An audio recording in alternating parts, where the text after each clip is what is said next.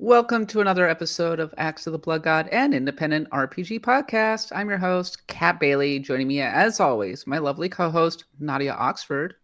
Hello, Kat. We were just talking about how in the olden days, and we forgot when this happened, used to turn off the internet. We used to turn off our computers, and we started talking about AOL Messenger. And I have to ask you, what was your sign off message for AOL? I know you didn't use AOL, but Wow. I used ICQ. yeah, That was in the long ago. that was a very long ago. My name on ICQ was Cyber6. Yeah. Yeah, yeah, because Oh, I think I must have used the Valkyrie profile, get thee hence, oblivion awaits thee. yeah, that's badass. That's Yeah. badass. Also joining me is my equally lovely co-host, Eric Van Allen. Are we talking sign off message like just the Yeah. goodbye or whatever? Or are we just No, talking no, about it's like like don't smile, don't Oh, cry because it's over, smile because it oh, happened, it's sort of like an stuff. away message? Yeah, yeah. Oh, mine Sorry, was you're right. always Yeah. whatever like emo song lyric I was listening to. So it's probably like if it's love, make it hurt, or gonna make damn sure like some Taking Back Sunday lyric, definitely. No Black Parade.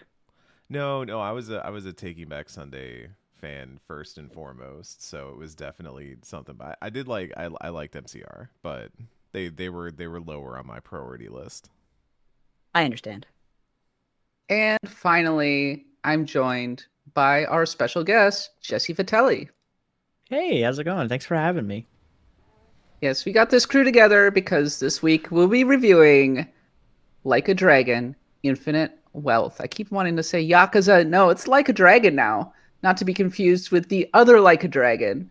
But we're going to be talking all about our experiences with it, how we feel about it, whether it's a good entry point for the series. Spoiler, I don't think so, but we can have a good conversation about that. We'll also be talking about Palworld. We'll be talking about layoffs. We'll be talking about everything that's been happening in the RPG space and around the games industry over the past week. We'll be getting to that in just a moment. But before we do, if you enjoy the show, thank you very much. Please leave us a review on the podcast of your choice. We're on Patreon at patreon.com/bloodgodpod, where for just $1 a month, you can get the podcast ad free and you can support the show and you can be on our Discord. Amazing. We also have tons of bonus content, and this week we are going to be doing more voting, and we're going to be picking our next Pantheon Blood God episode. I'm not entirely sure what the theme is yet. I just got back from vacation. It's my Yes. first day, etc. So we'll be figuring out that one soon. But I'll take some suggestions. That'd be good. Probably figure that one out. Coming up soon for our next Pantheon will be Final Fantasy IX, which will be a great preparation for playing Final Fantasy VII Rebirth, because that is coming out at the end of the month. Nadia, what's happening in the world of Charlene Dropouts right now? This is a paid episode, but Victor and I had a really fun time. We did an episode of Charlene Radio. By the way, Charlene Dropouts is weekly now, and we basically what we do for that is we take a song from Final Fantasy 14 and we compare it to another song, just like for the link can be weak, it can be strong, it can be any link you want. Just kind of like we sit back and we talk about the music and we talk about how it relates to whatever. Um, yeah, it's just a good about half an hour to chill out and have fun and talk about FF14 like you need an excuse. And of course, we have a big expansion coming up not too long from now, so good preparation for that as well. Okay, let's talk about Like a Dragon, Infinite Wealth, which is now available on various platforms. It got an 89 on Metacritic, and this one is fairly momentous in the series. It teams Ichiban Kasuga with Kazuma Kiryu, and it moves the setting to Hawaii. And just as usual, there's lots of beating up, lots of thugs and underworld activities and a weird sense of humor, but also very dark moments and emotive moments as Oh, well. yeah. Jesse, you were like, I gotta be on this show to Yeah, talk about Like a Dragon. Are you a big fan? Like, are you a big fan of the I series? am. I am. I have not played every entry in the series because there's like a lot of them, but I have played the mainline games, and this is like a very pivotal game for this franchise because it is sort of the the way they have teed it up is the sort of the passing of the torch. Like we have this new protagonist, and Kazuma Kiryu is sort of like he's a little old guard now. Like we're looking at Ichiban, right? And how can you not fall in love with that lovable weirdo? Really just the most lovable character. He tries his best. God damn it. He does. And we love him for it. You know what Infinite Wealth makes me think of? A little movie called Star Trek Generations, in which the old guard passes the torch to the new. Unfortunately, Star Trek Generations is not a good movie, So I've heard. whereas I think Like a Dragon, Infinite Wealth is maybe considerably better. I'm in chapter 4 right now. And it finally feels like the game is going now. I've uncovered a lot of the mini games. The plot is kind of moving in earnest. A lot of the principal players are involved. I feel like I'm digging into the battle system. Can I share some of my initial impressions? Please. Absolutely. All right. Okay.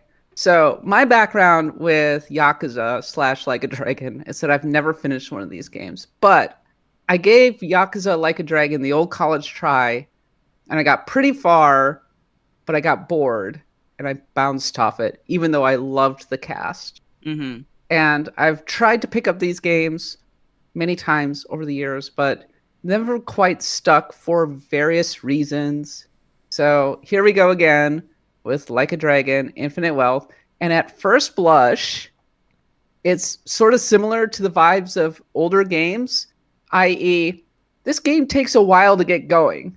I would say that it takes a solid 5 hours at least to really get into gear with the storytelling. It almost has like a very lengthy prelude going on. It takes a while to introduce the actual minigames. There's a lot of non-interactive cutscenes. And more to the point, I think it really depends, especially in the early going, on you having played Yakuza Like a Dragon. Mm-hmm. You already knowing these characters. It drops you into a very recognizable neighborhood. It recaps a lot of the beats from the previous game. And I have to feel like if you didn't play Like a Dragon, the previous Like a Dragon, you're going to be pretty confused, I think, going in. You're like, I don't know who these people are. I don't know why he's sad about this guy, this boss who died, apparently, etc. Thoughts?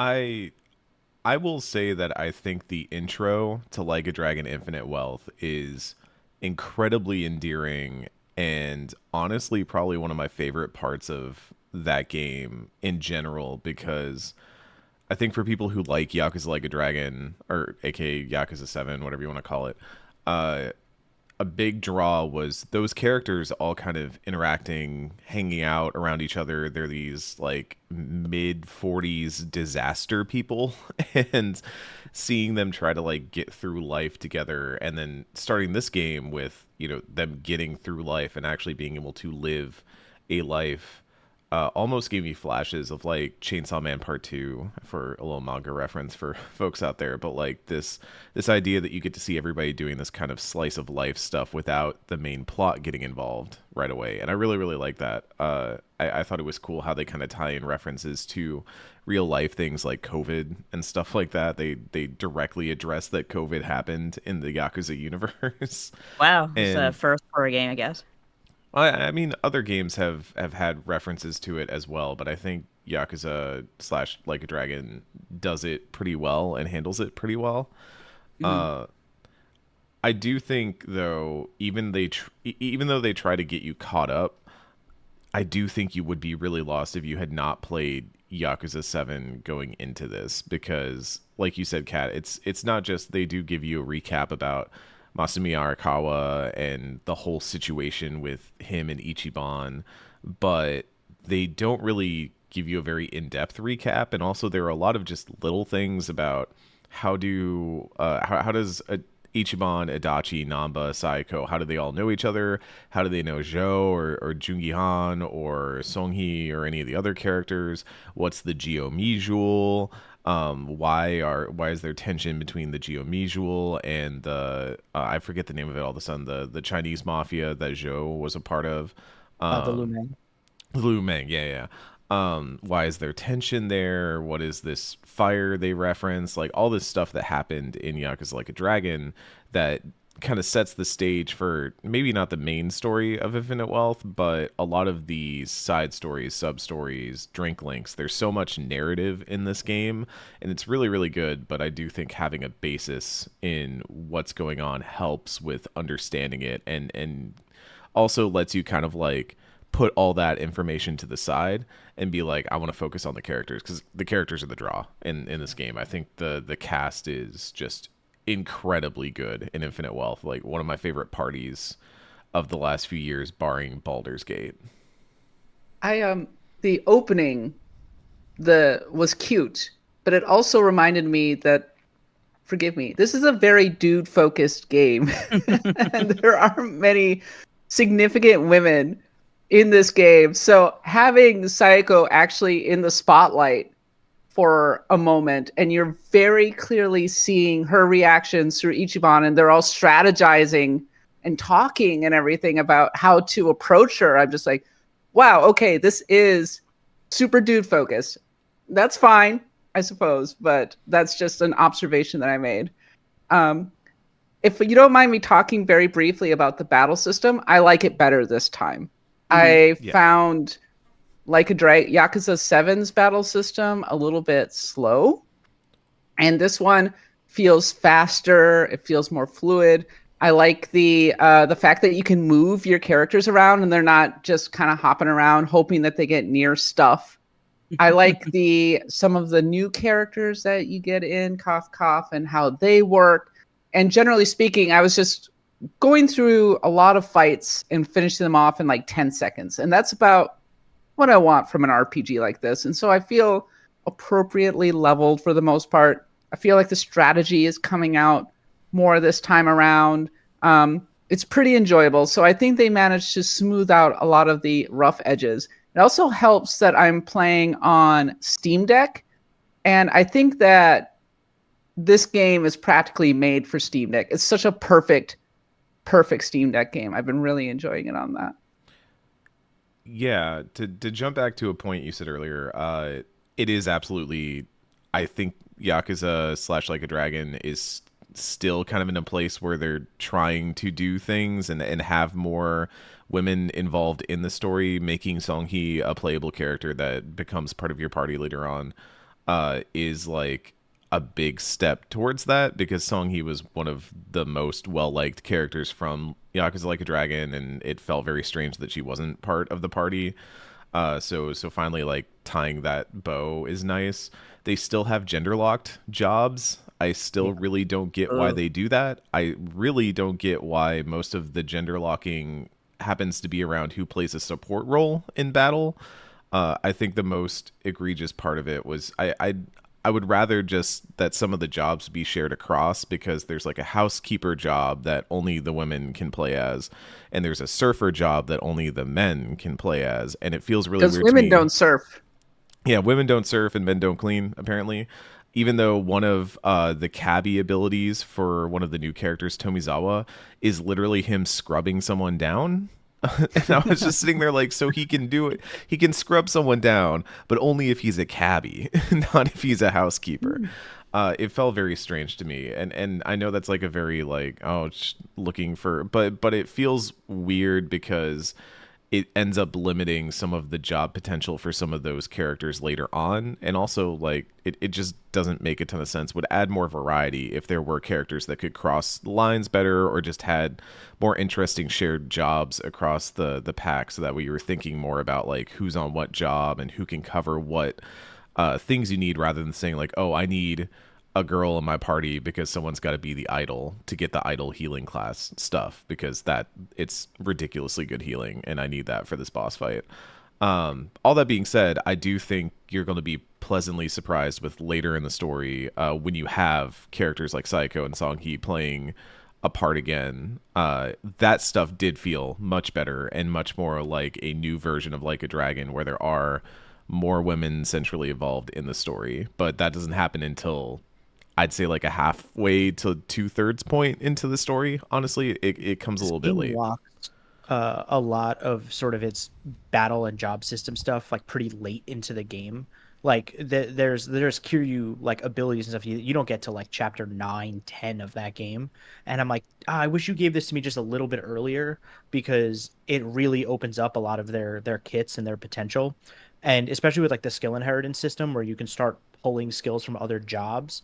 When you start unlocking like more of that, and there's a bunch of jobs that are like kind of late game, and it's like, oh, I wish you kind of just gave this to me earlier so I could really, play around because I kind of found the jobs I liked and then stuck with them mostly. I mixed up a couple here and there for some of like the funnier and like more outlandish jobs, but it really kind of came down to like, all right, well, I've got my party set, I've got my team set. This strategy I'm implementing is working, and I'll mess around for the sake of experimenting, but I just kind of wish they gave us more of those options early on, especially with the Kiryu stuff, because it does feel like some of those uh, abilities you get kind of later on are kind of just like they just arbitrarily like throw them to you. They're like, okay, now's the time we're going to give you this, and it's like, you, it would have been great to have when I was building my party, 3 chapters ago, and so I feel like they're almost there. This job system and battle system is like miles ahead of where it was at Yakuza Like a Dragon, and I feel like the next installment they'll further iterate and finally get I think where they're trying to go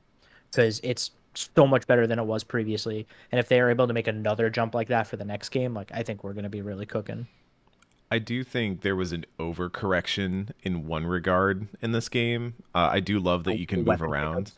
the weapon pickups Yeah. because that was the whole thing was Yakuza Like a Dragon had the ability to grab stuff that was in the environment and hit people with it the way that you could in uh, original Yakuza beat 'em up games. And I do think a really cool thing they do in this game, side tangent, is all the stuff they do with Kiryu to kind of fold his mechanics, his Yakuza stuff into the way his character plays within a turn-based system is some of the like cleverest game design I've seen in an RPG in a while to just make a brawler action beat 'em up character still feel like an RPG character, but also feel like he's coming from the games that he came from, the skill set that he has, the way he approaches combat. And I'm not going to spoil too much about the way they do that in some big moments, but like in the game to game moment, he has heat actions. A lot of his moves are all repurposed moves. He has 3 different stances that kind of give him different ways of attacking based on how you want to attack, and they're all based off of his stances from I think Yakuza 0. So he's got his like big grappler move set and then kind of his standard move set and then kind of a rush move set. And if you rush, you like do less damage, but you can hit 2 targets in one turn, or you can just do a standard attack, or you can do your big brawler attack, which means I think you come up It breaks later in the guards. turn.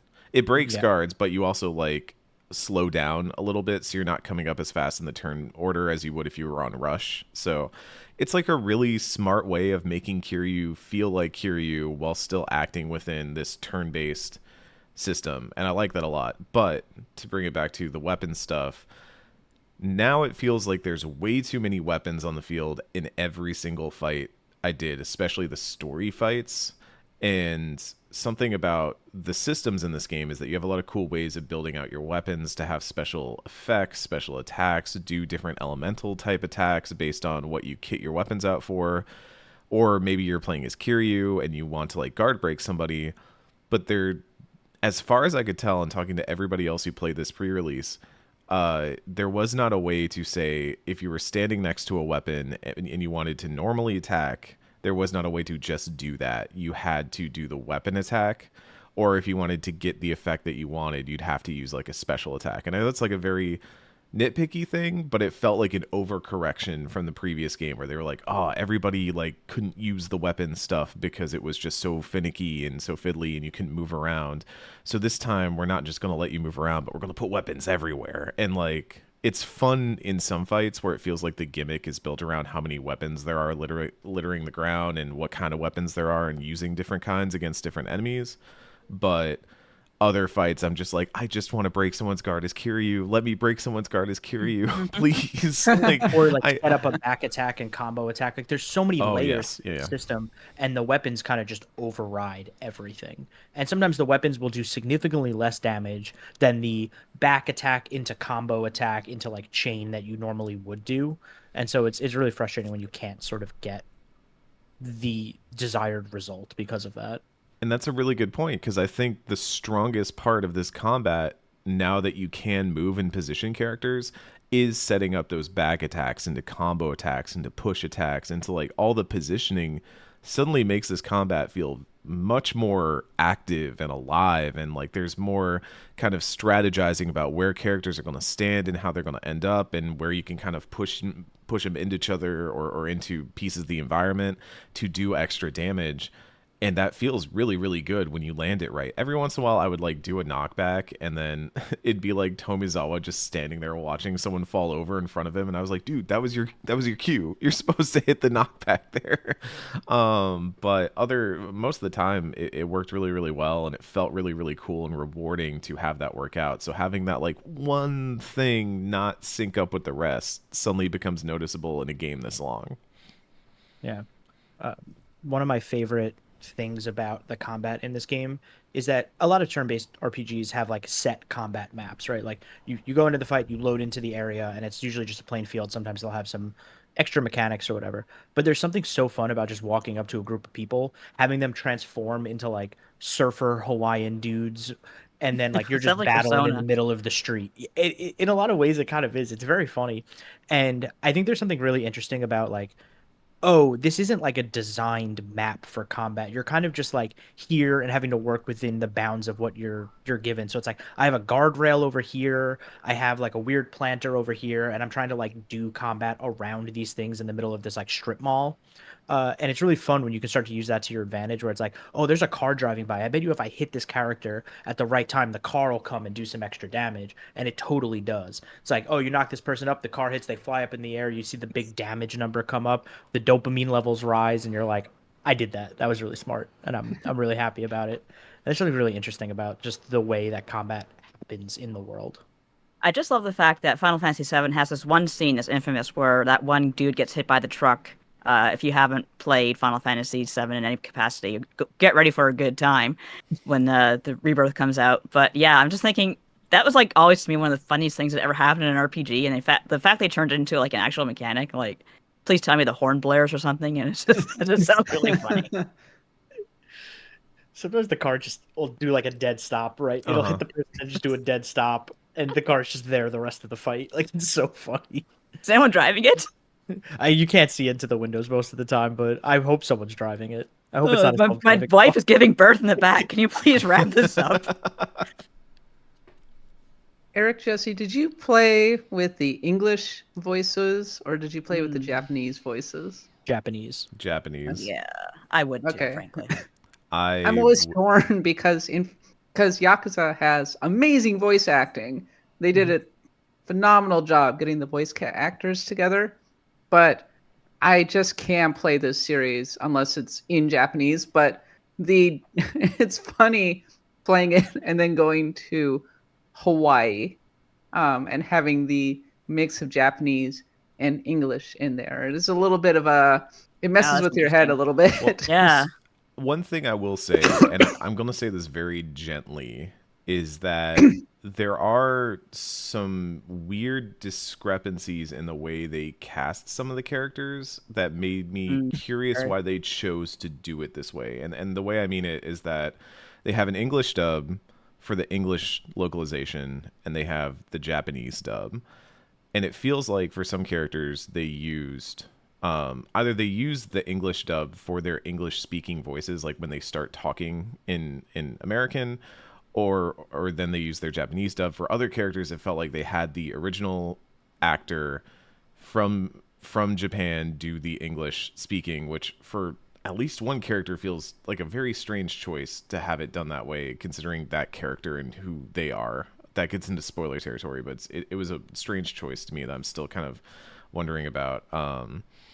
But more broadly, I do love the like kind of language switching that happens in this game and sort of the hijinks that ensue from, say, Ichiban not being able to speak English and then having moments where you, the player, understand what's happening and can hear the English and know what this character is saying, but Ichiban does not and cannot communicate with them, and there's like a frustrating disconnect there. And I think that's a really fun thing for them to mess around with, that also really quickly starts to fall away as the story goes on, and they just start saying like everybody speaks Japanese because we need them to, because we can't keep doing this gag the whole time. We need to like do the plot. We have cops. We have white cops who speak fluent Japanese in Hawaii. And they just kind of have like reasons for why, even after a while, they kind of throw the whole reasons thing out the window. There were at least like 2 or 3 characters where I was sitting there, and I think I remarked this to you, Jesse, that there is no actual reason why that character, they don't justify it. And in one specific instance, it feels extremely out of character for that character to be able to speak Japanese, because short stories that the entire sub story is about how that character thinks very little of Japan and anime and otaku culture and stuff like that. It's a weird sub story, but that person is also able to speak completely fluent Japanese. And so it was very strange how they would kind of choose moments for characters to understand each other or not, because I thought that the first half of the game did such a cool job messing around with that and making that such an interesting topic. And then by the end of the game, it's just not even a factor anymore. Yeah, and there's like like you said, there are really interesting uses of the sort of language barrier, and a lot of games in the past have like sort of done this before, where it's like you make it part of the player too, right? It's like, oh, the player doesn't get the information because the character they're playing as doesn't understand what is happening, and Infinite Wealth like doesn't really play around with that too much, but there are really interesting moments where it's like, oh, this character is speaking English to another English speaking character, and Ichiban's just kind of standing there like waiting to see what's going on. And then they like halfway through that game like completely drop that facade. Like they're like, no, we need for reasons like we're gonna push this story forward. Like it doesn't matter, and it gets really murky really quickly. Hey, game on that. development's hard. Sometimes you come up with a conceit and you're like, we can't keep doing this. This is ridiculous. There is a point in that game where the character I was talking about, where it feels kind of weird. I feel like at some point writing the story, they went, we cannot have this character has to speak the same language as the main character, and we need to just completely like fix whatever we need to do to make that make sense within the world. And it feels like just a weird disconnect. Yeah, but I did like. Wish there was. Oh, I'm sorry, Kat. I didn't mean to talk over you. I did like the fish out of water aspect of it, especially initially, because I do a fair amount of traveling, but I take it from the perspective of an American. So seeing a Japanese person coming into Hawaii and seeing it through their eyes and everything, and them trying to interact with English speakers when English is obviously not their first language. I was like, well, this is kind of cool. This is interesting stuff to sort of mine, especially in the context of a series like a Dragon, which is so focused on Japanese culture. So, but I don't feel like it ever really centers that very much, except in the very early going when he first initially shows up in Hawaii.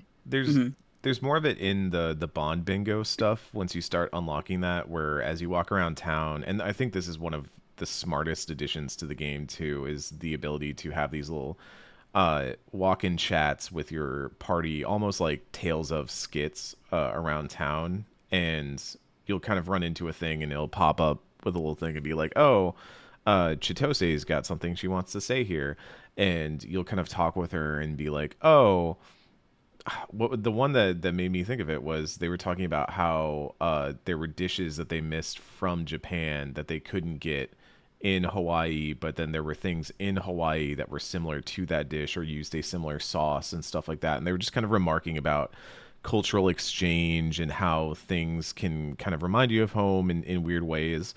And it was really, really well written. I think it was great. It just kind of is in those little icons tucked off to the side. But if you're chasing some of the social links, which I think you should be in this game, there's some really good stuff in there.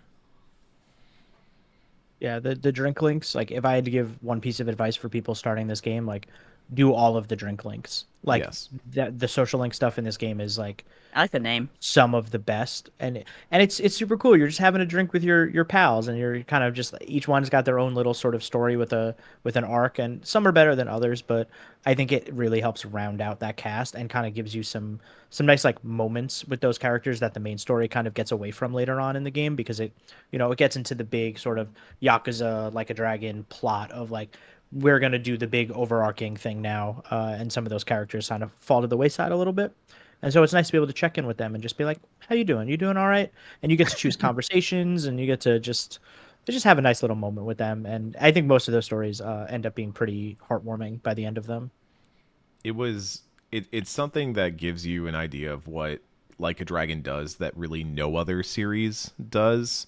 And we were talking with a friend of the show, Brendan Groom, the other night, and I think he remarked something about this would be a way for Persona, like Persona could tackle this if they wanted to, of having these sorts of moments where you sit down with someone else and kind of catch up on what's been going on in their life and all that. But it would be really cool if instead of it being high school kids or whatever, it being these like adults who have working lives going on, who have They can Namba's actually drink.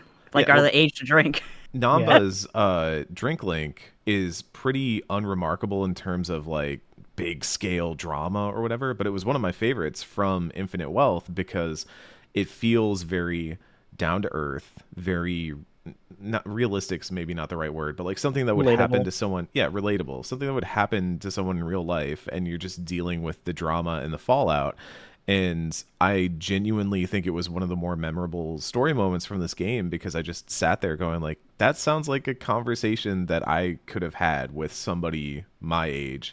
And it feels very remarkable in its mundanity for that. And I really want other games to tackle this of having older characters who are dealing with a different stage of their life where everything isn't just coming of age and we're all becoming, the people we were meant to be and finding ourselves. It's like, no, maybe you can still do that when you're like 40. It's fine. Like, And that's what's so endearing about Ichiban as a character, and why I think so many people took to him in Yakuza Like a Dragon was like, here's this 40-something-year-old who, just got out of prison and is like starting his life, and like he's learning a lot about himself at the age of 40, and he's trying to figure out, well, like, what am I going to do with my life? What is my purpose? And like plenty of people in their lives figure that out when they're older, and they're not just high schoolers and have to figure everything out by the time they turn 18. Like that is a very relatable trait to I, have I as didn't a figure human shit out being. till I was like 40. well, and sometimes you refigure shit out. Say. Sometimes you have your life figured out and then life changes and you have to kind of figure out what Absolutely. the new is and how you're Yeah. going to change that. That's why I like Sayako's story from Yakuza Like a Dragon so much. And I still think that's one of the strongest like reasons to play these games over other role-playing games is that they give you these characters in the story that does feel not even more mature by the standards we usually say. It's not like Game of Thrones more mature, everyone dies and has sex and stuff like that. It's more like 80s. it's concerned with real life issues. Yeah, it's not just about the boobies, Nadia. It isn't. I mean, it is for Ichiban in some cases. It is, but Yes, they're very endearing characters who feel fully formed adults, and I totally agree that it's really a really refreshing perspective to have. And y'all were talking about doing social links. There are plenty of games that have tried to do it, and have done it poorly. An example that I think of is Soul Hackers 2, a game where you have a social link conversation and they just talk about how they like beer, and it's a really inane conversation. I And like beer. Beer I like. The end. writing a conversation in which two characters are kind of pouring out their hearts, but it feels natural. It's not easy to do, and I think that few games do it as well as Like a Dragon or in this case Infinite Wealth. But uh, at a higher level, I'm just wondering how do we feel this compares to the rest of the series? Top tier entry, really good. I think the more I've sat on it, because I think when I originally finished it, I was like a little disappointed in the way the story wraps, and I still largely feel that way. But I think just the package being so Just it's hundreds. It's like 100 hours of stuff to do, right? And a lot of it is good. I think it's like in my top 4 or top 3 maybe. I think like Zero and Yakuza Like a Dragon are still definitely above it. Interesting. But I think Infinite Wealth maybe slots in at 3 or 4. It's It definitely in the feels. upper echelon. I mean, I feel like you should play Yakuza Like a Dragon first before Absolutely. you Yeah, get into this absolutely. one. Yeah, This you one, need to. I would say it's similar for me. I would say Yakuza 0 and Yakuza Like a Dragon are still far and away my number 1 and number 2. I would maybe depending on the day think that maybe like Yakuza 6 could sit above this game, and that's kind of just depends on the day and how I feel about the character Kiryu, which we haven't talked too much about, but the entire arc of Kiryu in this game is heart-wrenching. It is absolutely heart-wrenching, especially like considering my own personal circumstances coming into this game, what Kiryu deals with and how he's dealing with it and how the characters relate to him around it. And it really just lays it on that, the legacy of the Dragon of Dojima and what it means now that he's dealing with something like what he has in Like a Dragon. I I do really like this game. I think it's funny. I think I came in like a hair under, like Jesse was saying. I also came in a hair under just because I don't like the game, the way this game wraps. I think it's very messy. I think it kind of falls over itself trying to reach a conclusion because it's set up a lot of things. I think the main A plot really just struggles throughout most of the game, and some of the supporting characters just get completely thrown by the wayside because they are necessary for like one moment, and then the story doesn't really know what to do with them, and in one case like very violently ejects them from the story. And I still am just like baffled by some of those choices. But I think despite all that, and also like I have a few thoughts about how this game is so full of stuff that it makes it very hard for the median of what's quote unquote like good in this game to rise up when you are just so overwhelmed by how much of it there is. And I do think there are parts of it that are pretty weak. The dating app sucks. I don't like it as a mini game. I'm sorry. I'm just going to be very brutal about that. I think it was a cool idea that did not work out. It's funny one time. Yes. It's like it is novel once, and then you're over it. Yeah. So I think when you have such a wealth of what this game is, it An makes infinite wealth? an infinite wealth. But Oh, it makes it feel less focused than even Yakuza Like a Dragon, but especially Yakuza 0, which I felt was in hindsight a much more like narrow game for its own benefit. And as sprawling and big as this world is, I do kind of sit there and go like I feel like the story struggles a bit for that. But all that being said, it's still like I would still say it's great. I still say it's absolutely worth playing if you like this series. And while I would definitely say start with 7, if you like what you've heard so far about this game, it is absolutely worth seeing through. I would just say it's like a hair under Yakuza 7 in terms of story. And as somebody who likes the story of these games a lot, that was maybe a bit frustrating for me, more than other factors would have been. I feel like playing Infinite Wealth is like picking up Empire Strikes Back without having watched the original Star Wars. And not having, I mean, Yeah. you can enjoy it on its own, but you're not going to have, you're going to have a lot of people mentioning stuff that happened in the past, and you're not going to have a ton of context for it. Shareable Texas was wondering if there's anything that's on the level of the wealth management sim. Infinite Dondoko Wealth. Island. We didn't gotta even talk about Dondonko Dondoko. Island. Oh, that's the Animal Crossing thing, right? Yeah. Yeah. Oh, it's so Dondoko Island is fascinating because like I think the Animal Crossing comparisons are right, right? Like they put an island sim, life sim on the in Like a Dragon Infinite Wealth. The one thing I will say is just to like kind of like curb people's expectations a little bit is like that entire thing can be completed in a couple of hours. Like it's not a massive like living sprawling thing. It is a lot of fun. It has its own separate storyline. The main plot will like force you to go there for a little bit. So like it's not something you can miss. Like you will be introduced to it, and it's really fun to just kind of build your own little island. And it's all about ranking up getting like to make like a 5-star resort. And then in the main game, you can find characters as you complete sub stories and go through different story beats. You can then invite those characters to come visit your island, and they'll like pay you a bunch of money. So it's like the main way to get like a ton of cash in that game pretty early on. And its mascots are Muku and Gachapin from Japan. They're like famous Japanese mascots. So you have these two little like creatures in mascot suits like bumping around. It's kind of creepy, but also very cute. And the systems itself are super fun. It's like, okay, clear out the trash, make up enough money to clear out this section of the island. Then you're gonna go collect some seashells to craft a love hotel, and then you're going to put that love hotel down, and then you're going to go get a fish market, and you're going to go put it over there, and you're going to craft your little perfect island. It's just like a good reprieve from a lot of the like very, very intense moments in Infinite Wealth.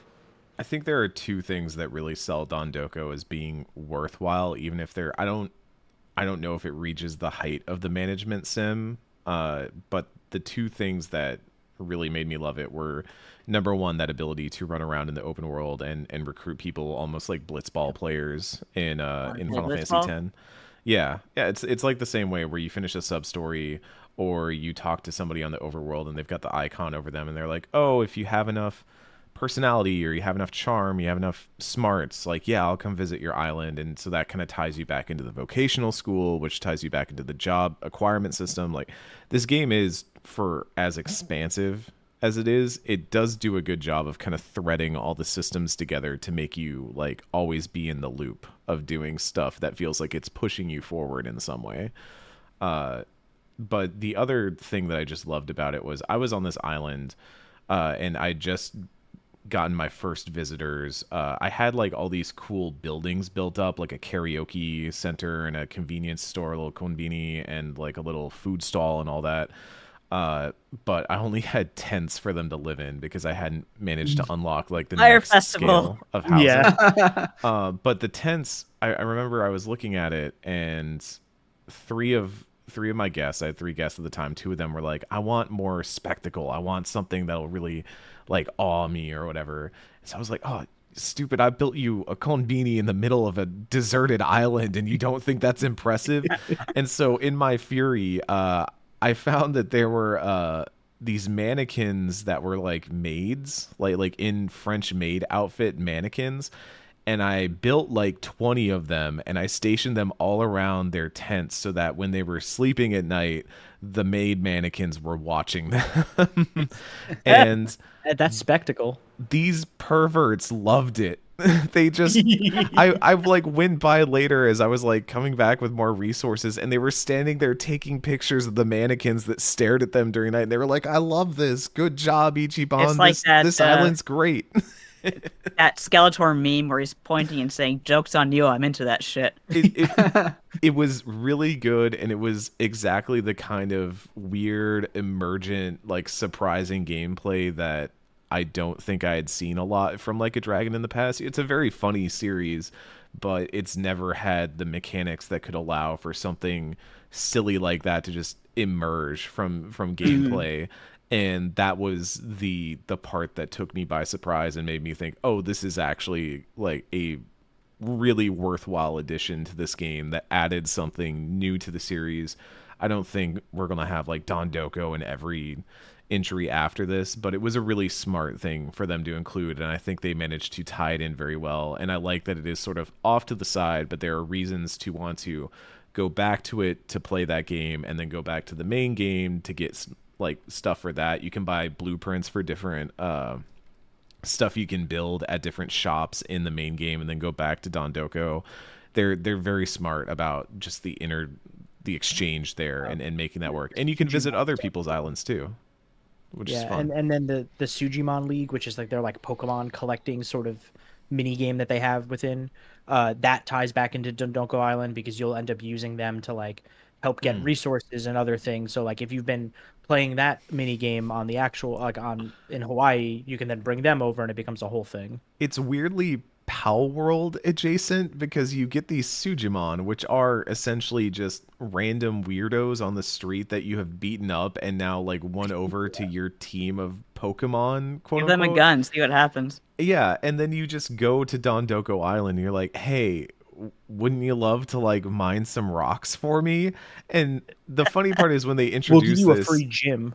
yeah, when you introduce this at first, like the Sujimon that you have because of the story, they're like, we don't want to do that.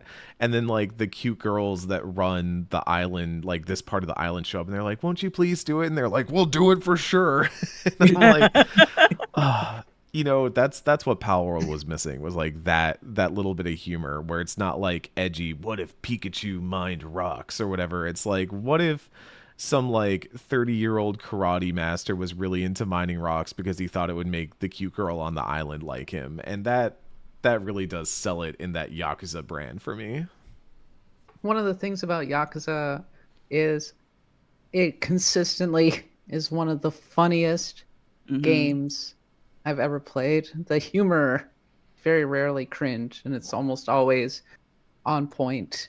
And I love a game that's uncritically hilarious and manages to sort of weave that hilarity into the individual mini games. I actually really enjoyed the delivery mini game, which is basically Crazy Taxi. Yeah. But you're a Grubhub bike delivery person, basically. Yes, just flipped. So and they're That sounds literally like chaos. they're literally like, look, there are a lot of like food, there's competition in the food delivery space, so the way we stick out is you got to do tricks, you got to do sick tricks when you show up, or else you're not going to get paid a lot of money. And I was like, oh, it's so funny. good, it's so well written. I think one of my favorite sub stories in this game, which you can get very early on, stars Nancy, the crayfish from Yakuza Like a Dragon, falling in love with a hermit crab named Olivia who lives in Hawaii. And the sub story of the lesbian crustaceans is genuinely very moving and also gets you one of the best summons in the game for most of that game, and is just a like perfect little, like, I can point to it and be like, this is why this series is so good. It is heartfelt, it is funny. Oh my god, there's a moment in it that I will not spoil that just made me like laugh out loud genuinely, that I loved. It was so good. Great and there's voice a acting too. Great, just yeah. great acting in general. Great animations. It is aware that it's a video game, but it's also telling a heartfelt story. It mixes the comedy and the heartfelt aspects really well, which makes you more invested in both, I think. So we don't have a ton of time, and we got a lot to cover in this episode. So I'm just gonna move on to final thoughts really quickly. I'll say that as someone who has often struggled to get into the Yakuza series in the past, but has sort of admired it from afar, I've been having a much easier time getting into Infinite Wealth than I did with Like a Dragon, for a lot of different reasons. One of the big ones being that I'm playing it on Steam Deck, which has been a really great experience so far. I have been enjoying the sense of expansiveness to it. Per usual, the writing and the characters are extremely on point. The humor is on point, and the battle system, they've taken away a lot of the friction from it. So I feel like it's just easier to get into. I haven't run into that moment where I have the extremely long and extremely boring and monotonous dungeon yet. Stay tuned. We'll see. Who knows what the future will bring? Shareable Texas was wondering if the graphics are better or worse. I think they're about the same. About the same. There are moments. yeah. There are moments where it almost feels like they seem to run out of budget because some of the cutscenes are almost like slideshows, and it feels like they added them in last minute, or they're like, we just don't have the resources to fully voice this particular section or whatever. And the actual exploring the overworld in Hawaii, there are points where it looks really good, and there are points where it looks, So, but for the most part, especially the most important parts, I think that Infinite Wealth looks good. And I don't think games have to be a freaking technical marvel. It just, artistically they have to look good. It has to run relatively well. Does all those things for me on the Steam Deck. So I'm having a good time, and I would like to. Maybe this will be the one. Maybe this will be the one that I finish.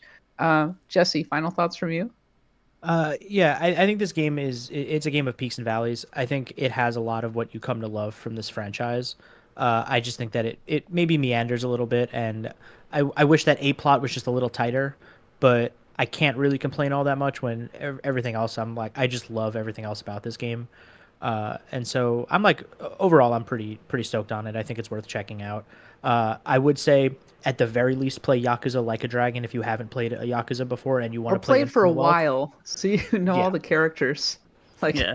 I got pretty far in that game, so I was like, oh yeah, I know all this stuff. Oh, I recognize that reference and everything. But then I'm like, oh, so that's how it all ended up resolving. Okay, that's cool. Moving on. Yakuza is a game of proper nouns, and you need to know some of those proper nouns. Eric? Yeah, I think I would say mostly the same. I know it sounds like sometimes I get a little nitpicky about this game, but that's really just because I love this series and I think it is always teetering so close to its giant breakthrough. It's Persona 3 or even Persona 5 moment where It already so had that. It was called Yakuza 0.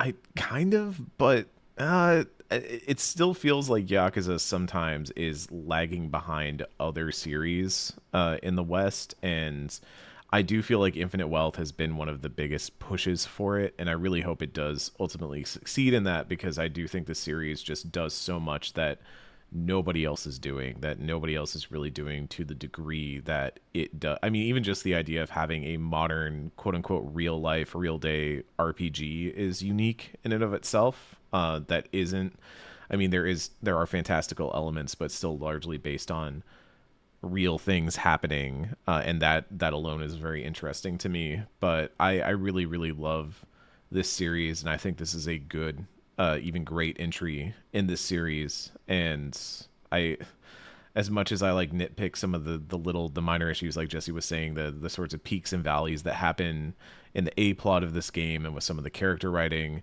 especially the villain problem, I think it has. I think they just struggle to find a good villain for this game. I do really, really enjoy it at the end of the day and had a great time with it. So if you like Yakuza Like a Dragon, there's literally no reason why you would not like this game.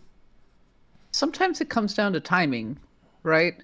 I think that one of the reasons Baldur's Gate 3 broke out was that it was just released at the absolute perfect time.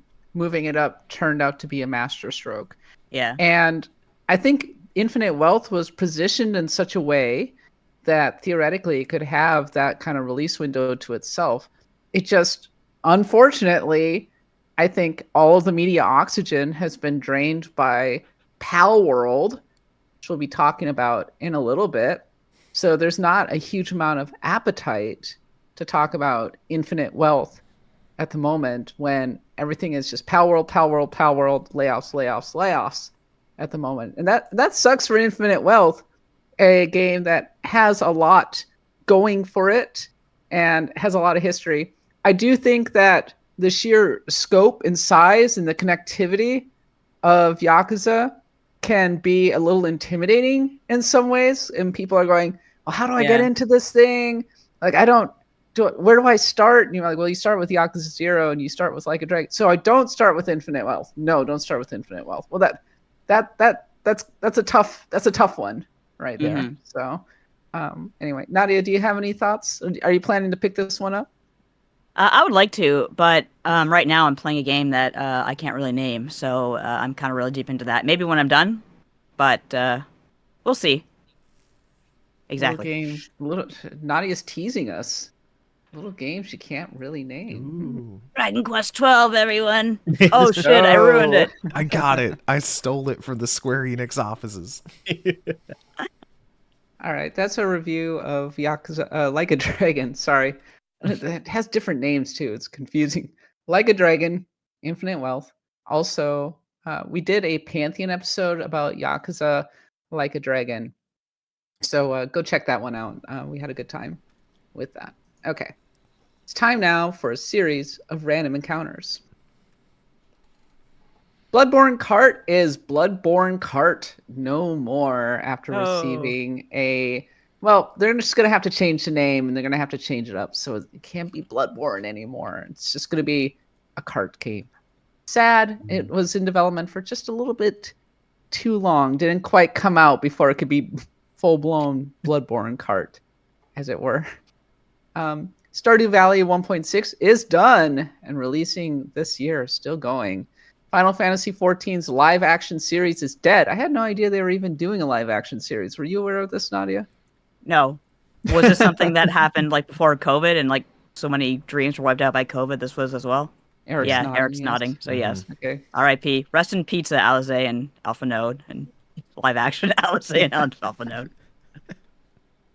There will be a Zelda concert live streaming on February 9th. Cool. And those are always really good. I like a good Zelda orchestra. I love a good. I've seen the Zelda concerts like live twice, and they're always worth it. Definitely tune in for that. That's interesting because February I'm also going to see Sonic live, the music. Oh, that one, yeah. Everybody's been talking about that. It's supposed to be really good. I'm really looking forward to it. So it's going to be a month of game music. The 3DS and Wii U Online will be officially done on April 8th. So get those Pokemon X and Y battles in while you still can. And Naoki Hamaguchi says chocobos smell like horses. So there you go. That's a question I wasn't even asking. What was that all wasn't about? even the question he was asked. He was asked, what can we look forward to in Final Fantasy VII Rebirth? He just said, chocobos smell like horses. It's mentioned in Final Fantasy IV that they smell like kind of bad. But I mean, I believe it. They probably have a bit of a barnyard smell to them. I would guess so. They All the poop as much as greens. horses. Yeah, exactly. I don't know Horses why I never would think they stop. would smell good, but now that I think about it, if there was a chocobo in real life, it would probably smell bad. Like, Oh, it would smell awful. yeah, yeah. But the big news this week is that Microsoft laid off 1,900 Activision Blizzard and Xbox employees, and Mike Ibarra, who was the Blizzard president, has decided to leave, and Blizzard's survival game has been canceled. I think we predicted going into this year that it was going to be another tough year for layoffs, that it was, if anything, only going to get worse. And this, I think, has sparked a lot of discourse around acquisitions and mega mergers and the human costs that come around with it. People were posting pictures of Phil Spencer and Mike Ibarra in front of like this huge crowd of people on the Blizzard campus, and big cuts to QA, to marketing, to community. Some people that I've known for a long time who are over at Blizzard, same. unfortunately, are no longer working there. And I don't know what else to say about this, except that the human costs that this industry is accruing is becoming unbearable, I think. It really is, yeah. Oh, sorry, go ahead, Eric. I just want to point out, like, we're talking about human cost, and something that has frustrated me amidst all this is there's another news story that came out on January 25th, which was Microsoft becomes the second ever $3 trillion company after laying off 1,900 people. And what do you do with that information at this point? I mean, and we're talking about Microsoft, but like there was another huge layoff earlier this week at Riot of 530 people.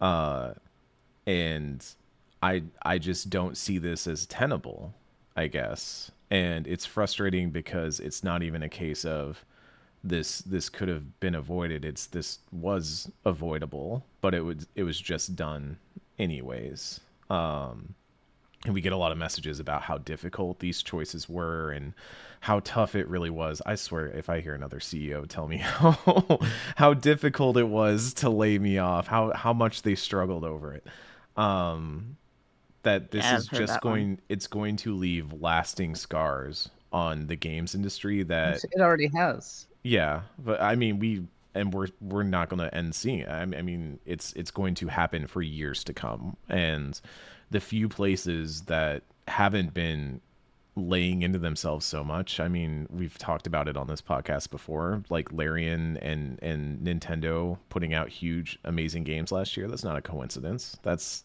Mhm. so I don't know what the future looks like, because at this point it just feels like there is a shrink happening because a shrink can happen, because like conditions are permissible for everybody to just start firing because everybody else started firing. And uh Thanks, we're Twitter. just yeah, we're just gonna have a massive shrink of the games industry. And I don't know I, what you do with It's that pretty at this obvious point. that we're in a period of major disruption. Nadia and I think maybe remember the period from like 2009 to 2012, where there was another period of upheaval and yeah. disruption, especially as magazines closed and the creator economy was born, and things changed significantly, and not always for the better. The way games were made were changed significantly, and it feels like we're in another period of upheaval and It's disruption. definitely, yeah, another period of upheaval. I think the one I remember is when everyone tried to get on Wii's bandwagon with like, oh, casual games, families, casual games, and that imploded pretty hard. And that also took down a lot of developers, took down a lot of like sites and the way we do things. Things shifted over more to social media. But something I asked on Twitter that, of course, got all the chuds running to me. I think one of the problems here is that you have morons who believe AI will replace this, this, this, and this, and it's not going to happen. AI is not, it's a fairy tale at this point. Like, it can I recycle disagree. other people's garbage, and that's about it. But I was asking, It's okay, pretty obvious that the use case of AI, especially in QA, is Larian used AI for let's, their QA in Baldur's Gate 3. Hmm. And AI is going to be used to write a lot of marketing and communications. oh, It's that's not a like, coincidence that marketing people and QA people are disproportionately affected by these layoffs. I It understand is there is, absolutely about AI, but I don't think it's a fairy tale. It's going to be used. well, no, what I mean is the people who, I understand AI will always be used to replace some technical things, some tedious things. Like I know it's used in coding and whatnot. Otherwise, people are using up hours and hours of their time. So I understand its usage. I understand how it's useful. But you have people who are like, let's use AI art. We don't need artists anymore. Let's use AI writers. And that drives me, obviously, that drives me most up the wall of anything in the world. Yeah. But it's just when I was asking on Twitter, I said finally, like, when AI takes everyone's jobs, who's gonna buy their crap? Who's gonna buy these games? They can't. Everyone's gonna be poor. And you just had a lot of people coming in saying, "Oh, creatives are see, go learn to code." Like, I don't care anymore about that kind of attitude. Like, you're the idiot, not me. I'm sorry, you're an idiot, but you can't replace human creativity. You just cannot. And it's believed that yes, you can. And CEOs will always do anything to save a buck. That is what their MO is all about. I have to make profit exponentially, apparently, year over year. This is something that now needs to happen. So we're just gonna fire people until it all breaks down and everything's reborn again. I don't know what the hell's gonna go. What the hell's gonna happen? But yeah, people hate creatives a lot, and they hate people who work in video games as well. Like I think we all know that. Like social media is extremely hostile to what they perceive as people who don't do real work, quote unquote.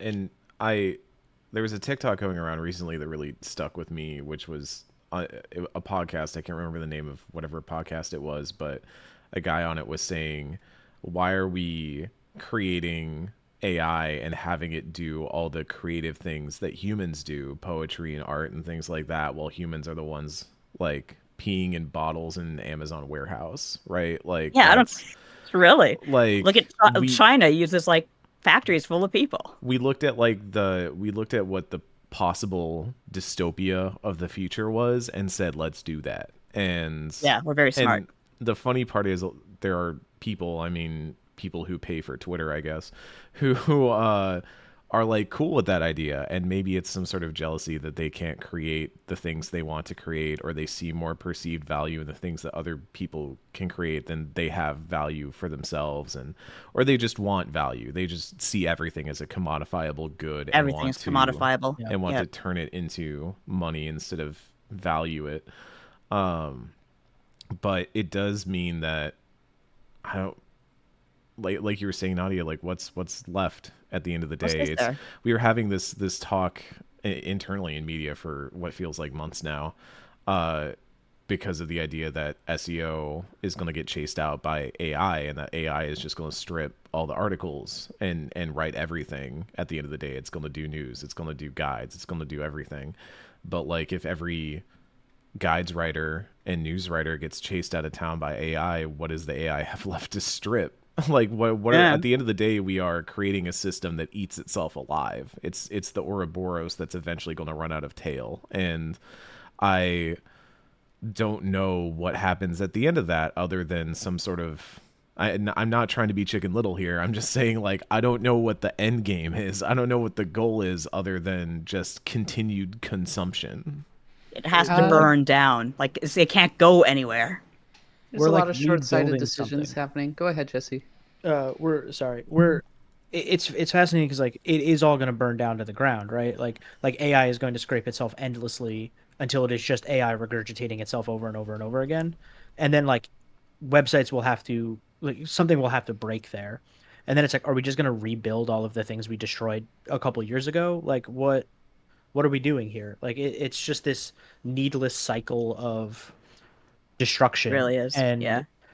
like y'all were talking earlier about how like in 2009 and 2012 you saw like sort of the first period of disruption, and now we're going through another one. And the thing is, like, it is cyclical. Like, it always does bounce back a little bit, but it's like, what does it look like? What does 3 years from now Hmm. look like if we can't retain talent, if we can't retain websites and people's jobs? It's like those years and years and years of experience at the higher levels are going away. And if no one's around to have all of this, this wealth of knowledge in game development or writing or editors or whatever, it's like everyone has to start back at square one, and everything takes a hit across the board at that point. Absolutely. And we're just like destroying this industry for, and I mean, we're not, but like, CEOs and I corporations are. Can I be optimistic for a second? Just a tiny Please. bit. Sure. Because I think it's really easy to be depressed in this time. I was watching this from afar while I was on vacation over this past week and feeling pretty bummed out. And the only the only upside or positivity that I can possibly draw from this is maybe we get to a place where um, human actual human creativity that is not automated and not AI driven becomes sort of artisanal, becomes a Mm. thing that people really elevate. Like one of the interesting side effects of everything going digital, for example, is that people have really come. There's a subset of people who've come to really value physical things Yeah. that you For can sure. hold in your hands. I was just in Iceland, and a lot of things are handmade. There's a real premium on handmade things. And I can hope that if you can show, hey, this is a human made thing that took real craft and attention and is not just generated, that maybe there's a place to find. Also, to my knowledge, I don't think that AI is going to be replacing our podcast anytime soon. So I think we can have that, That's what you unless. think. This whole time I've been AI Eric. Oh Remember my the god, Welcome to the DJ Discord 3000 from The Soundboard Simpsons? podcast. I The have been clowns thinking in about White like House how did it they're probably again. going to try and create AI created characters like basically a Hatsune Miku and then try to put them onto podcast form. Oh, Will we have like? they Is have. it already happening? I hate to tell you this, Cat. That's there was one of my favorite stories the last couple of years was this story about a guy who used like a mixture of Chat GPT and Mid Journey and some other stuff to basically make an anime avatar that was like a Hatsune Miku that could interpret his text, so do speech to text and then respond with text to speech, and then use Chat GPT to create realistic responses to the things he was saying, and then had Mid Journey and some other thing, like basically creating like a character that would, be pictured or whatever.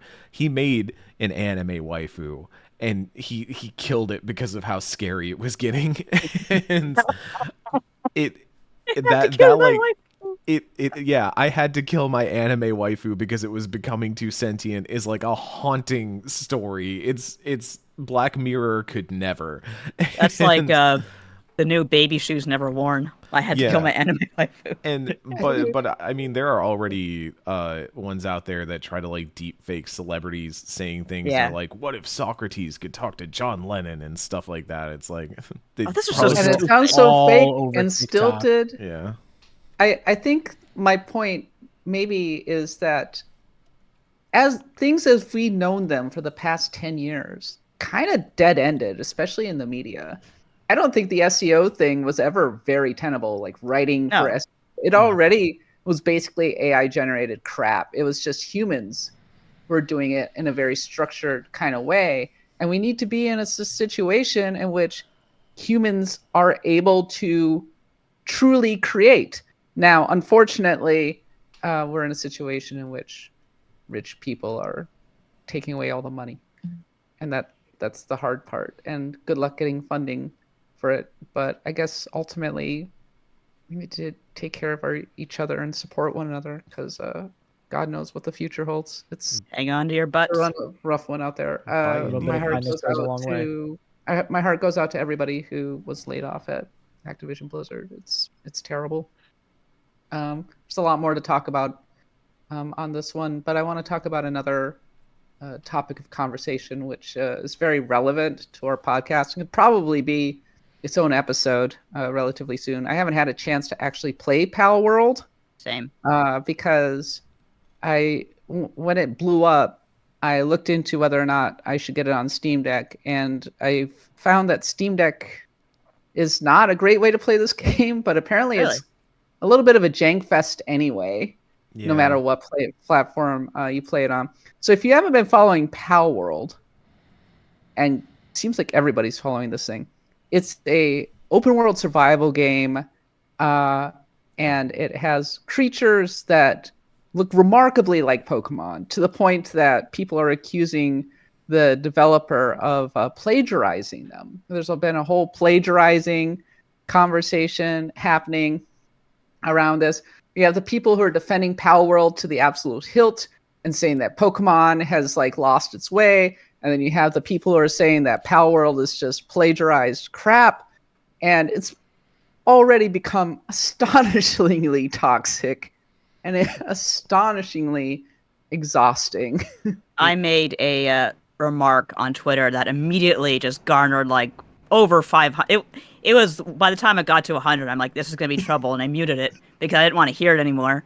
But yeah, it's kind of crazy. It also ties into our recent or our previous story beat because the first weekend it was out, there was some stoking of fires that happened online where people were like, "Could it be AI?" and stuff like that. It's like, no, Right. like No. it's for AI is not that good. These Like, It's a ripoff. That's all. like everybody has the right number of fingers in this game, and it's not AI. But But at the same time, they Interesting. didn't even know what an animation rig was. They're all saying, we're first timers how here. did it go when We have like 10 Activision- people. when Activision Blizzard got like when the merger first got purchased, everybody became a corporate lawyer, and then when Palworld came Mhm. out, everybody became a copyright lawyer. Like that, Yeah. it turned into a lot of that, and like there was a lot of stoking of the fire by various people and just anybody who wanted to be part of that conversation and get in on the hot new controversy and drive the conversation and all that. A lot of blue check marks getting in on that one, but Oh yeah. I was just kind of like, I'm going to sit back. I'm going to play some. We talked about it on the podcast last week. I kind of just gave my thoughts, which were that like, it's fine. It's good even sometimes, but it also feels a bit flash in the pan. Like Mhm. I played it and I was like, I get it. It's a fun novelty. I kind of like the automation stuff they're doing in terms of like an interesting way of approaching the normal Arc Rust sort of build, because that's what it is. It's not a Pokemon killer. Anyone who tells you that has not played that video game. It's not a Pokemon game. It's not even really Pokemon. No, No, it's it's really not. it's an Arc game. It's a Rust. It's one of those. It's a Valheim. And like I think it's a competent one of those. I don't know that it's an exceptional one of those, but obviously the novelty of it is very appealing, especially to people who I mean I understand why streamers love it. Like it makes so much sense. The streamers love this game, and it's a decent game, but also, the Pokemon Company came out with a statement saying like, "Hey, we're paying attention," which felt very much like them saying, "Please stop emailing us." Yeah, it's just like we we got a lot of know. emails. We're looking. It's all right. Stop tagging us, please. Like our I like this notifications. idea that the Pokemon Company, like people truly believe the Pokemon Company had no idea what this thing was. Like this game sells 8 million copies in 6 days, and they're like, "Oh, thank you, random Twitter user, for letting me know that this game exists. I had no Yeah. idea." Like, of course they know about it. Of course they've been keeping tabs on it just from afar, just to make sure, Well, this is They what have their no full statement requirements for was. it. We have received many inquiries regarding another company's game. They didn't say what it was. We have not granted any permission for the use of Pokemon intellectual property or assets. We intend to investigate and take appropriate measures to address any acts that infringe on intellectual property rights related to Pokemon. I think that's a fairly milquetoast legal statement saying, "Oh, Very. of course we're going to defend our IP. Sure, we'll look into this." Apparently, the Palworld folks are like pretty convinced that they're buttoned up. I think that looking at the actual monsters, the coincidences are kind of overwhelming. But I guess, but you could also say, well, it's just parody. We're parodying this. It's fine. It's all good. We have a real tongue-in-cheek kind of dark humor approach to this series. Yeah. There's been some conversations though, some comparisons to Stardew Valley, for example, which is just Harvest Moon. Fair, unfair? I maybe, but like that, even that is more of a case of like, okay, someone just made their own version of Harvest Moon, and yeah, you're gonna say it's the same way we say like, oh, they made a Souls game, or oh, they made a turn-based RPG or tactics game.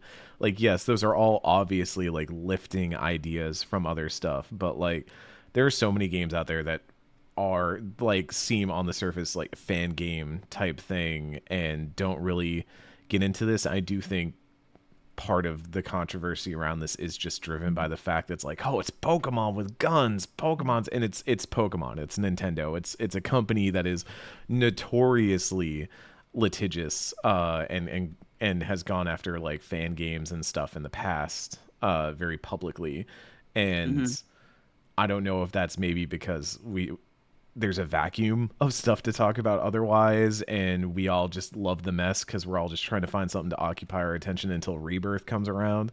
But like there is an Rebirth element, isn't going to sell that many copies. Come on. but come on, most anticipated game at the Game Awards 2023, please. But I do think that there's just an element of it's the hot new thing to talk about. It's the hot new thing to stream. Like, Sure. Lethal Company had just kind of dipped off. Like that was the big thing for a long time, and that had just started to like, okay, it is like apexed. It is plateaued. It has hit the point that it was feasibly going to hit. What's the next thing? And if it's not like drama tubing or just talking into a camera or e-dating or something like that, it was gonna be Palworld. Like something was going to just suck up all the oxygen. Yes. To the question about whether this is just flash in the pan or a sustainable thing, there's not that many people on this team.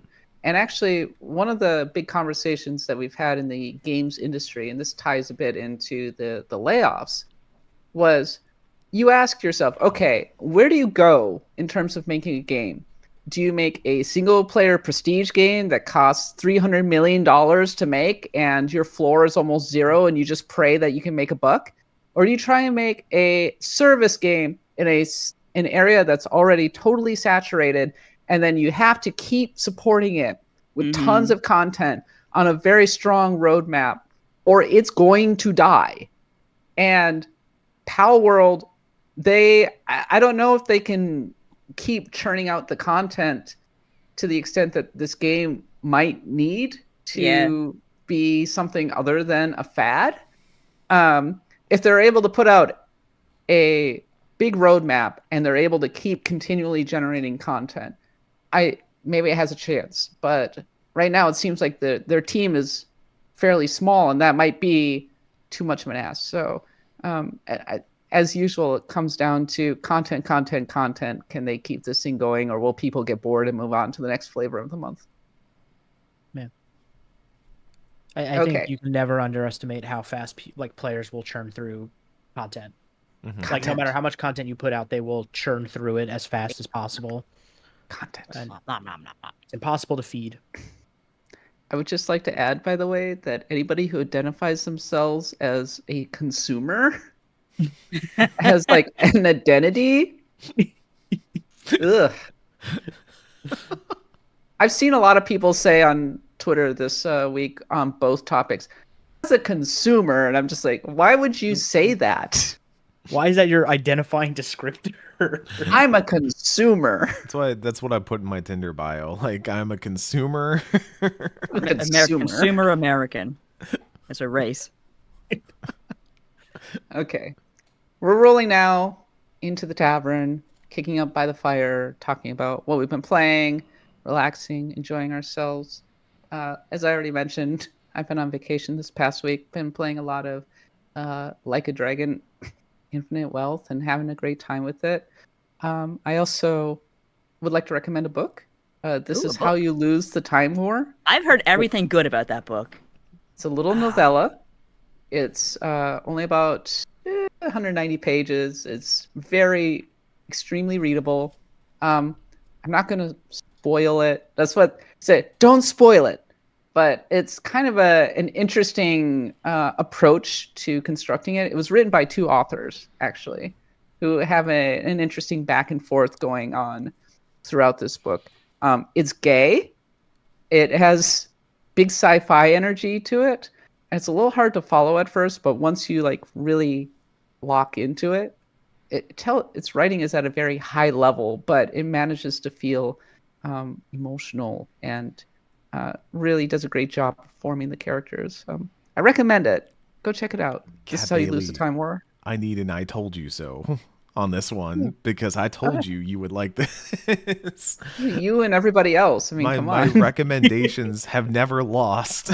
I suppose not. You do make good recommendations, Eric. Now that I know it's a small book, a short book, I can read it because I get so lost in books that I forget everything. It's kind of dangerous. It's a pretty breezy. I read it in one day. Very breezy. When there was when the Austin freeze happened here a couple years back, I just didn't have power, and so I just spent all day reading it, and great time, really wonderful. Yeah, it's really short, Nadia. I think you can bang it out in the course of a couple weeks, maybe even a week. I just read it over the course of the trip and had a great time with it. So go check it out. Jesse, you're our guest. Aside from Infinite Wealth, have you been playing anything? I have been playing Tekken 8 with Eric here. We've been going rounds and rounds against each other. Tekken 8. So I played a little bit of Tekken 7 when it came out, and I really enjoyed it. But that game is too smart for me. There's a lot going on in Tekken, but I was like, this is the game I'm gonna focus on for a little bit. I don't really have anything else on my plate at the moment, and so it's just been really nice to hop in and play some Tekken, despite the fact that its launch day online was rough. Not even matchmaking wouldn't work. It would crash the game. Eric and I would load up into a match, and both of our games would crash, just hard crash to desktop. But they have since fixed that. And it's been really fun to play as a giant panda bear and hit Eric in the face while he plays whatever character he wants to play. It's been a lot of fun. I still think the best match was the king versus king on the asteroid that was hurtling towards the Earth. Yeah. Yeah. Tekken is just over the top in the best possible ways. That Tekken lore, people are really invested in it. I don't know what's going on in that story, but I'm here for it. It's just a spectacle. It is second only to Yakuza in terms of how ridiculous its lore gets, and even then, ascends beyond it. Because you go way back to Tekken 1, and there's just a line in Kazuya's bio about how he's a sneakerhead. He likes sneakers, and now the clip going around Twitter today is from Kazuya's arcade mode ending, I think, where it's just his hobbies, and he stands up all menacingly and then turns around and opens this giant vault where he has just thousands of sneakers all on these shelves and stuff. And Wow. it's so over the top that I think I saw someone say, like, this seems like something Yakuza would normally do, but like Tekken beat them to the punch. And yeah, this is a series where fathers throw their sons and sons throw their fathers into volcanoes, like on a And outer regular space. basis.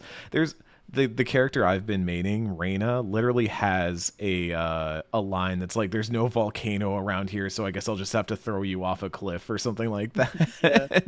And I was like, "Oh, this game knows what it is. It's so good." I love Tekken. I legitimately think Tekken is maybe one of the best designed fighting games around because its skill ceiling is so high. It is such a complex game when you get to like the upper end of what Tekken is, but it's also the way it's built around just its 4-button setup is so easy to comprehend and understand that I think anybody can have a good time with it, and anybody can kind of match up against somebody else and not feel completely out of their depth. Now, getting rocked by a good Tekken player is frightening because you're going like, oh my gosh, but you also like see what they're doing and you understand what they're doing. There's like everything is just punches and kicks. It's you're not dealing with fireballs. There's like special moves and stuff like that. There are a few ranged attacks, to be clear, but like for the most part, this is a game about just beating the piss out of each other.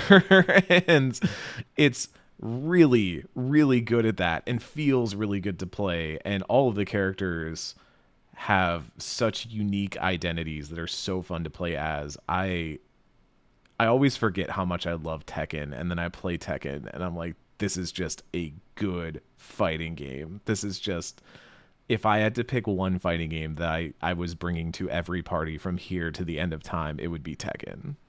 Really? Yes. I've never played a Not Tekken Street Fighter game. 6. No, because Street Fighter 6, I think it's too easy to be like, I don't know how to fireball, and there's so much going on. There's a lot of command inputs in Street Fighter 6, not even just like, quarter circle Even forward, with but the alternative control scheme? because like there's so many mechanics you have to understand in that game. There's so many things you like. I do think it's for all of Tekken and how like intricate, because to be clear, it is a very intricate game at the high level, but you're really only dealing with like 2 resources on any character. You've got your heat bar, which is kind of your like power up attack, and then you can like close out with a really good attack. And then you've got your rage, which is only a factor as like a comeback mechanic when you're below a certain health point. Otherwise, like, you are just playing a fighting game. It is just raw fighting, and can you block right and punch right and all that kind of stuff. And I think that helps when you're not dealing with Street Fighter, where it's like, oh, I've got the I forgot what they're called all of a sudden, the shift, like the dash forward, or the Oh, like yeah, kind I of don't armored know. hit into a knockdown, or all that Is it kind your of drive gauge? drive, yeah. So you have like the Yeah. drive gauge stuff where you have like 3 or 4 different ways you can expend that stuff. You have the ability to EX certain moves. You have moves that act and behave differently depending on whether you've like activated your special mode or Yeah, not. augmenting. Like, even just the fact that you have charge characters, so like playing Guile is inherently different to playing, say, Zangief, and Yeah. that's like a fundamentally different character that you have to understand how that character operates, and like their whole playstyle is built around it. I'm not saying that's a bad thing, but I'm saying for a new player that can still be kind of overwhelming. Whereas if you play King in Tekken and you hit buttons, you're gonna do cool shit as King. King does cool shit just by King rules. doing things. And I do think it's very easy. Maybe that makes it very appealing to button mashers, but I think even as a newcomer, knowing that, okay, I've got left punch, left kick, right kick, and I'm just gonna like figure out what I can do with those, see how they like link together. I feel like you even learn while you play. I learn while I play this game, where I'm like, oh, that links in a cool way, or this is like an interesting move I can do from this angle, or while I'm sidestepping and do this. And it just feels conducive to play in a way that is above and beyond other fighting games. Fighting games also have gotten really good at providing you the tools to learn how to play them. as opposed to just here's a practice mode, like go look up the command list online. Like Tekken 8's got some really great, like here's a list of combo challenges, and like we're gonna put the combo on the screen. We're gonna give you like a percussive beat to kind of do the combo too, so you get the rhythm of it. And Mhm. then we're gonna give you what they call punishment training, which I always think is a very funny term. But it's like we're going to put you in a situation where this character is coming at you with this attack, and we're going to give you a visual and an audio indicator of when you should block and then what button you should hit to like punish them for trying to hit you with that attack. And it's really good at giving you the flow of a fight. And I think fighting games like I think Street Fighter 6 has a great tutorial and a lot of really good options. I think Tekken 8 is like furthering that with a lot of really good visual and audio options.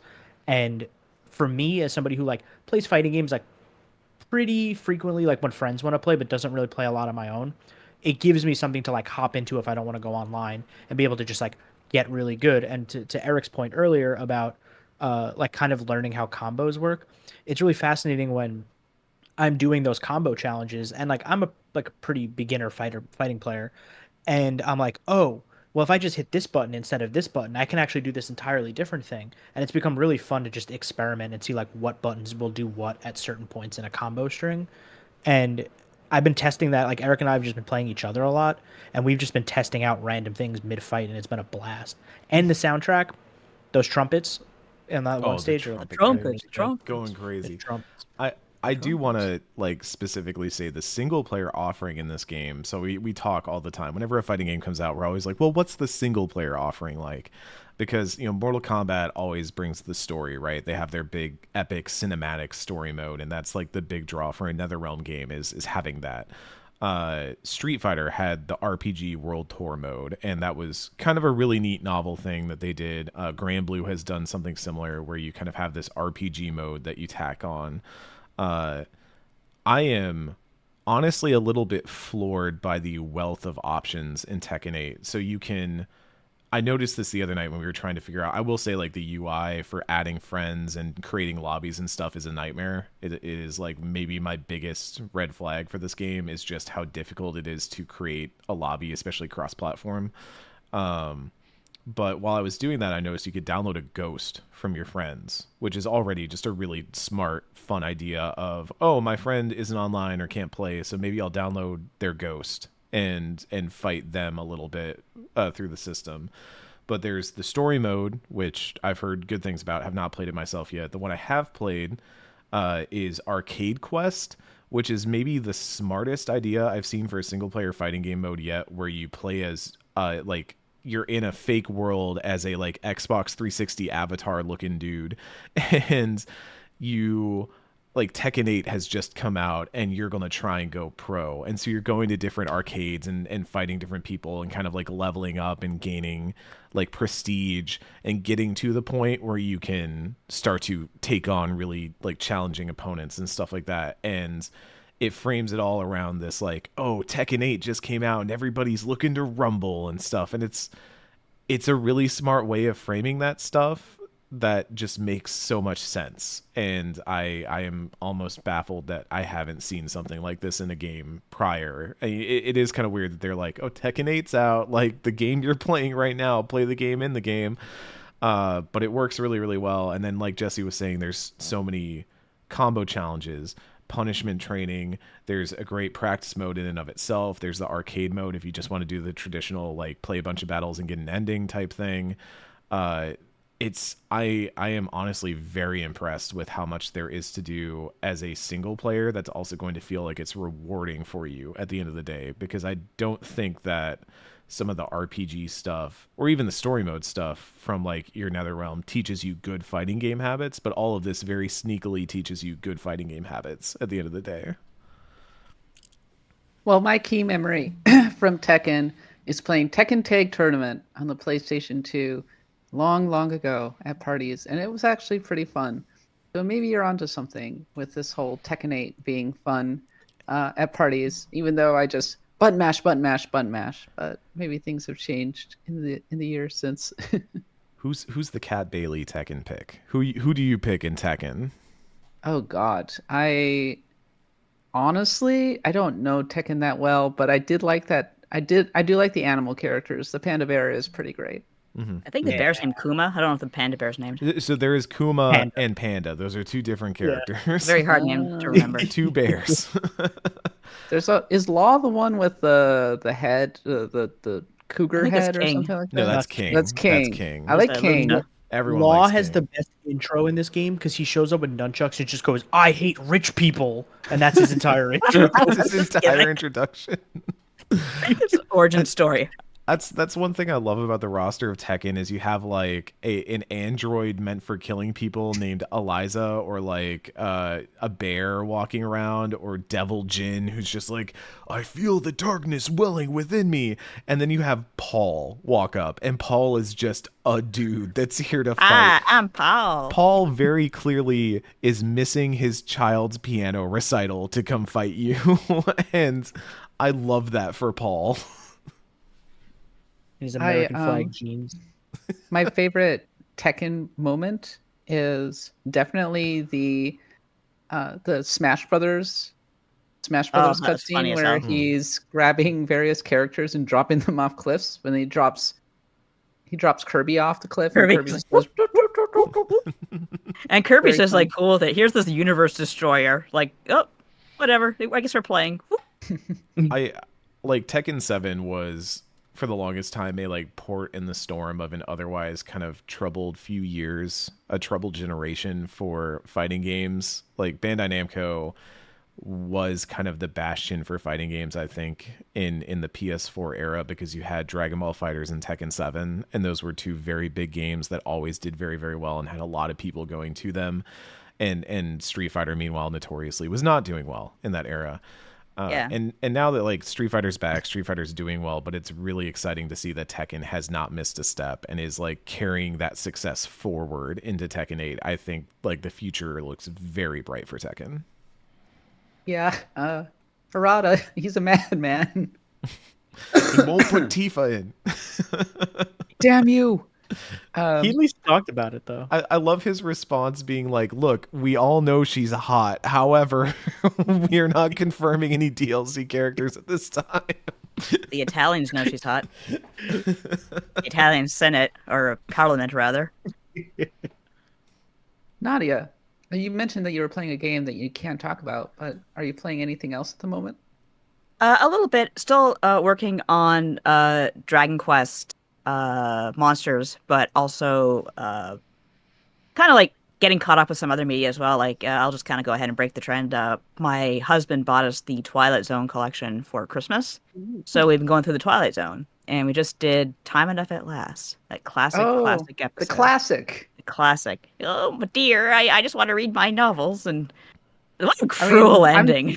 That would be Yeah. me, but just watching shows that I need to get caught up on and playing all the games ever made. There's no electricity. The H bomb took it all. I love exponential, not exponential, like the newspaper headlines to tell you exactly what's going to happen. The H bomb has been invented.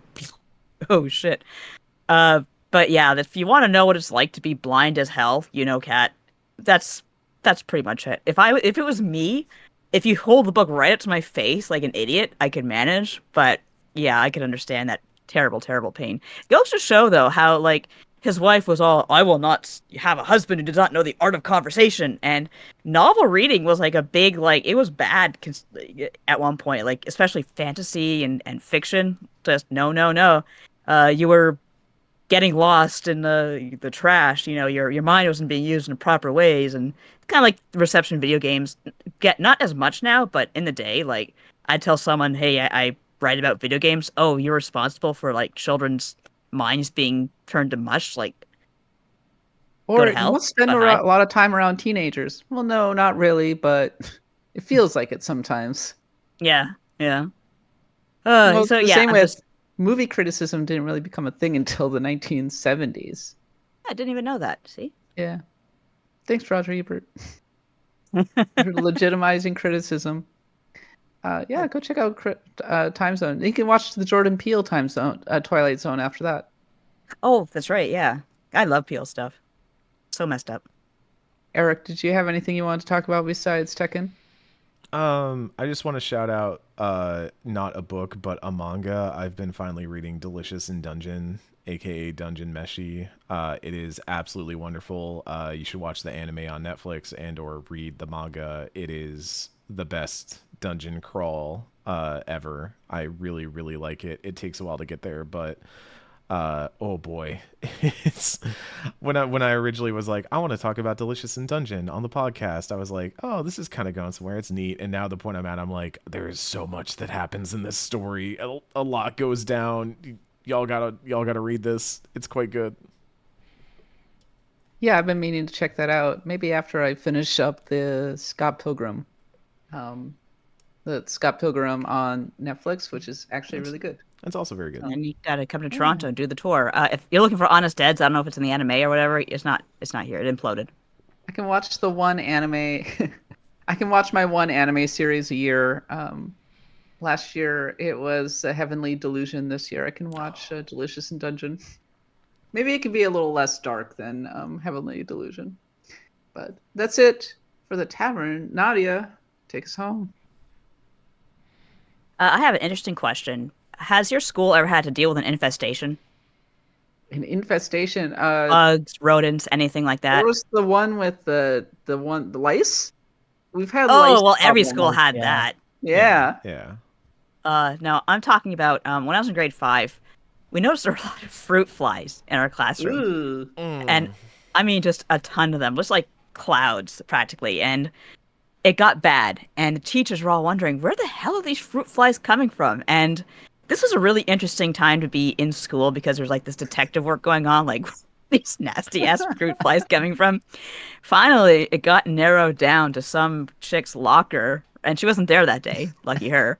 And I'll never forget this because we're all just kind of approaching the forbidden locker where the locusts live. Forbidden locker. And it's like sealed. It's got like seals on it and stuff. well, we had to like cut the lock. 'Cause Don't she wasn't there, open like I fruit said. inside. It's like going to Terminal Dogma, the Forbidden Locker. But she opened the forbidden locker. This is our media teacher, and this brick of fireflies just comes hitting her in the face. Like A fire. it turned out, Fruit flies. fruit flies. Fruit flies. Okay. Did I say fireflies? No, that would Yeah. be cool. No, fruit You flies. would not as believe cool. your eyes. 10,000 fireflies slammed my face as I opened the forbidden locker. Forbidden locker. It turned out this chick who I actually knew quite well and still kind of know, her mother had been giving her like a piece of fruit every day for healthy reasons, and every single What one I of those was afraid pieces of. of fruit went into the locker, and it wasn't totally her fault because back then, like if you wasted food, they'd call your parents, but she was hiding her fruit, and eventually the god of flies, Beelzebub, just wanted her to pay up. It's time for you to give my fruit fly children a home. This school. So yeah, we figured that out, and there were no more fruit flies in the end. The path to 1,000 fruit flies is paved with best intentions, just wanted to eat a little healthier. Well, I just want to have an apple once in a while, for Christ's sake. Oh my god. We were wondering what the path forward was in this era that's run by AI, and I think we should all get together and pitch a sitcom based on Nadia's various nostalgia pits, because I think that there's a great show in this, one that I would watch, honestly, with Nadia as the main character / sarcastic observer, set in the mid-90s, and I think you've got a winner here. I think basically, if I made a show, it'd be Always Sunny in Philadelphia, because But in that Toronto, show- in the mid-90s. in Toronto, yeah. With young Well, they don't Nadia. have It's Turning never Red for sunny that. in Toronto. Sure isn't right now. I It's got never actually sunny in the watched. pit. I've never watched Always Sunny in Philadelphia. I really need to. I saw that one clip. Suicide is badass. And You need to watch Always Sunny I because I know. think you will connect with it that's a on Nadia a spiritual show. level. Yeah. I will. Every Yeah. time I've seen a clip, I've died, especially if it had DeVito in it. But the problem is here it airs on Disney Plus, and I just gotta pay for Disney Plus. I haven't done that yet. Yeah, and I gotta convince my husband to watch it because he's like, "Oh, let's watch Castlevania." And I finished that. 'Cause I haven't done Nocturne yet, but I did the Warren Ellis Castlevania. I'm so done with this show. And that's Yes, it. I'm Crypt Keeper. Hello, boys and girls. End the show. End the show. And that's it for this week's episode of Axe of the Blood God. Thank you so much for listening. If you enjoyed the show, once again, please support us over on Patreon, over at patreon.com/bloodgodpod. Just $1 a month, ad-free. Join us on the Discord. We had a great conversation about games done quick. You can also subscribe to get access to our Pantheon of the Blood God content. You can join us with the Stars of Destiny, who will be joining us presently for the Axe of the Blood God post show, among other interesting topics. Just come hang out with us; it'd be great. And the rest of the Stars of Destiny, among other things. I've been your host, Kat Bailey. You can follow me on Twitter at @the_Catbot. Nadia's at Nadia Oxford. Eric is at Cmoosey, SEAMOSI. And Jesse, one more time, where can we find you?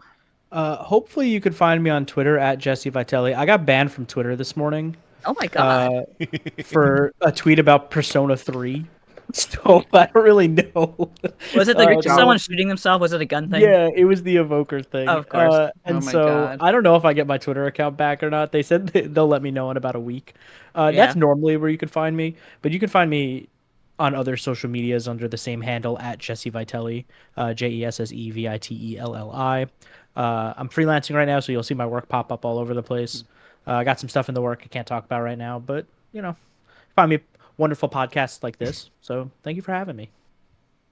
We'll be hopping over to the Axe of the Blood God post show right the heck now. But for all the rest of us, thanks so much for listening to the show. Thank you so much for supporting us on Twitch.